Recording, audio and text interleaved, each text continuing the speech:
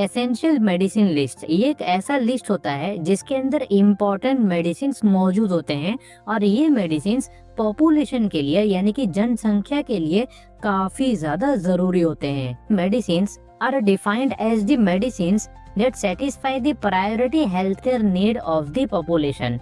जैसे कि अभी हमने देखा था कि एसेंशियल मेडिसिन ऐसे मेडिसिन होते हैं जो कि पॉपुलेशन के लिए काफी ज्यादा जरूरी होते हैं, काफी ज्यादा इम्पोर्टेंट होते हैं और इसी के साथ साथ एसेंशियल मेडिसिन किसी भी पॉपुलेशन का जो प्रायोरिटी हेल्थ केयर नीड होता है उसको अच्छे तरीके से सेटिस्फाई करते हैं।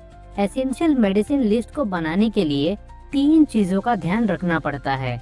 सबसे पहला है डिजीज प्रिवेलेंस। अगर किसी पॉपुलेशन के अंदर diabetes, blood pressure and tuberculosis काफी कॉमन है एंड काफी ज्यादा लोगों को होते रहता है, तो ऐसे टाइम पर एसेंशियल मेडिसिन लिस्ट के अंदर ऐसे मेडिसिन को इंक्लूड किया जाता है, सिलेक्ट किया जाता है जो कि इन सब डिजीज को अच्छे तरीके से ठीक कर पाए।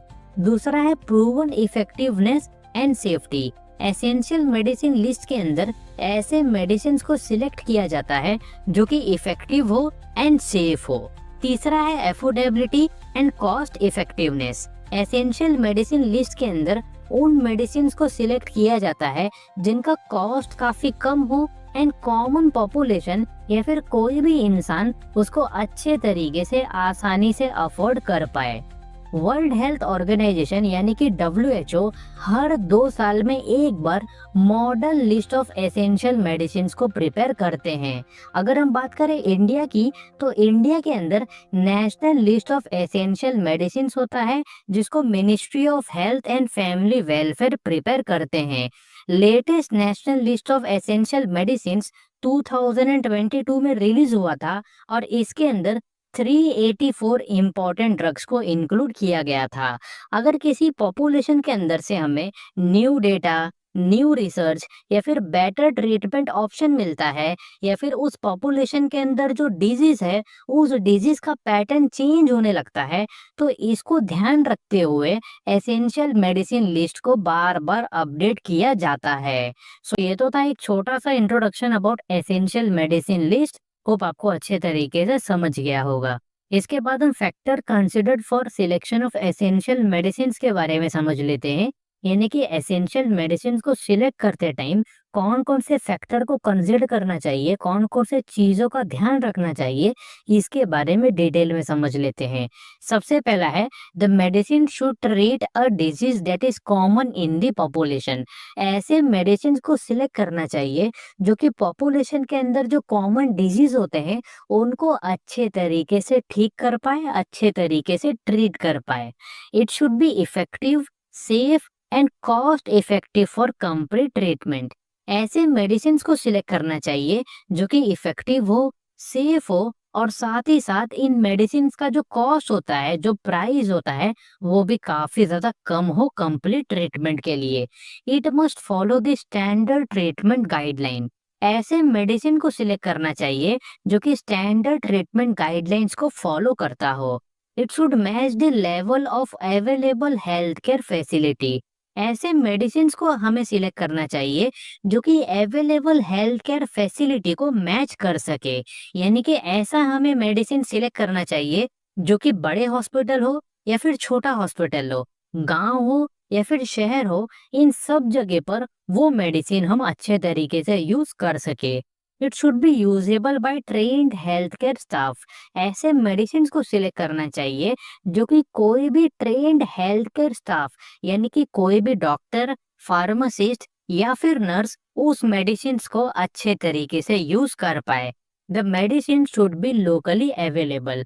ऐसे मेडिसिन को हमें सिलेक्ट करना चाहिए जो कि लोकल मार्केट में अच्छे तरीके से अवेलेबल हो। It should be stable in local environmental conditions. ऐसे मेडिसिन को सिलेक्ट करना चाहिए जो कि लोकल एनवायरमेंटल कंडीशन में स्टेबल रहे और खराब न हो, यानी कि हमें ऐसे मेडिसिन को सिलेक्ट नहीं करना है जो कि इंडिया के कंडीशन में खराब हो जाए या फिर स्टेबल न रहे। सो ये तो था फैक्टर्स जो कि हमें कंसिडर करना पड़ता है to essential medicine list helps to ensure better quality of medical care efficient management of medicines, and cost-effective use of healthcare resources.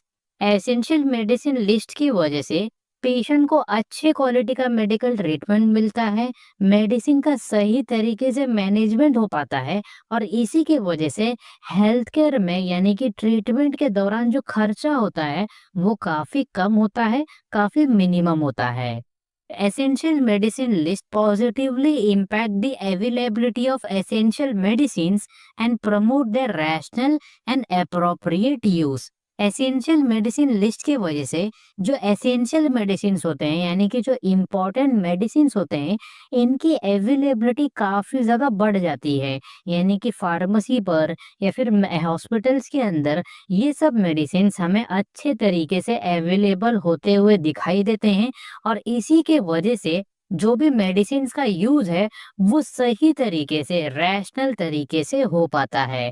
Essential medicine list serve as a key reference for purchasing medicines in the public sector, designing reimbursement schemes and supporting local drug production.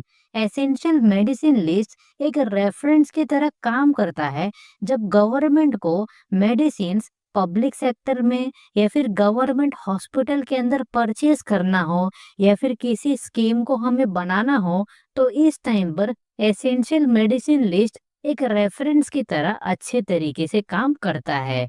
In hospital it improves the quality of prescribing practice and helps to reduce the overall cost of patient treatment. Essential medicine list की वजह से doctors अच्छे तरीके से medicine को prescribe करते हैं और इसी की वजह से पेशेंट का जो ओवरऑल ट्रीटमेंट का खर्चा होता है वो भी काफी ज्यादा कम हो जाता है। सो ये तो था advantages of essential medicine list. Example है पैरासिटामोल एंड आइबुप्रोफेन और इनका इस्तेमाल ज्यादातर पेन, फीवर या फिर इन्फ्लामेशन को ठीक करने के लिए किया जाता है। दूसरा कैटेगरी है एंटीबायोटिक्स। इसके एग्जाम्पल है अमोक्सिसिलिन, अजिथ्रोमाइसिन, सिप्रोफ्लॉक्सासिन या फिर सिप्ट्राइऑक्सोन। इनका इस्तेमाल ज्यादातर bacterial infection, gastro intestinal infection या फिर डिफरेंट डिफरेंट टाइप के इन्फेक्शंस को ठीक करने के लिए किया जाता है। इसके बाद है एंटी मलेरियल। इसका एग्जाम्पल है क्लोरोक्विन। क्लोरोक्विन का इस्तेमाल ज्यादातर मलेरिया डिजीज को ठीक करने के लिए किया जाता है। नेक्स्ट कैटेगरी है एंटी डायबिटिक ड्रग्स। इसके अंदर आते हैं मेटफॉर्मिन एंड इंसुलिन और इनका इस्तेमाल ज्यादातर ये जो भी डायबिटीज होते हैं उनको ठीक करने के लिए किया जाता है। इसके बाद है कार्डियोवैस्कुलर ड्रग्स। इसके एग्जांपल्स हैं अम्लोडिपिन, अटीनोलोल एंड लोसर्टन और इन सब ड्रग का इस्तेमाल जो हार्ट कंडीशंस होते हैं या फिर हाई ब्लड प्रेशर होते हैं इन सब डिजीज को, इन सब कंडीशंस को ठीक करने के लिए किया जाता है।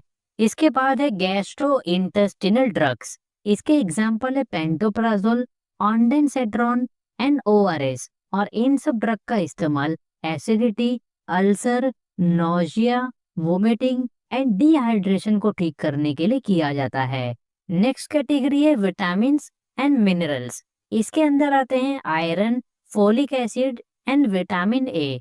इनका इस्तेमाल ज्यादातर विटामिन डेफिशिएंसी एंड एनीमिया को ठीक करने के लिए किया जाता है। इसके बाद है एंटी ट्यूबरकुलोसिस ड्रग्स। इसके अंदर आते हैं आइसोनियाजाइड, रिफाम्पिसिन, पायराजिनामाइड एंड इथेम्ब्यूटोल और ये सब ड्रग जो ट्यूबरकुलोसिस होते हैं इनको ठीक करने के लिए इस्तेमाल किया जाता है। लास्ट कैटेगरी है वैक्सीनेशन या फिर इम्यूनाइजेशन। इसके अंदर आते हैं BCG vaccine, DPT vaccine, polio vaccine या फिर मीजल्स वैक्सीन। इन सब का इस्तेमाल ज्यादातर वैक्सीनेशन के लिए किया जाता है। सो ये तो थे कुछ एग्जांपल्स ऑफ ड्रग जो कि नेशनल लिस्ट ऑफ मेडिसिन के अंदर मौजूद हैं। होप आपको अच्छे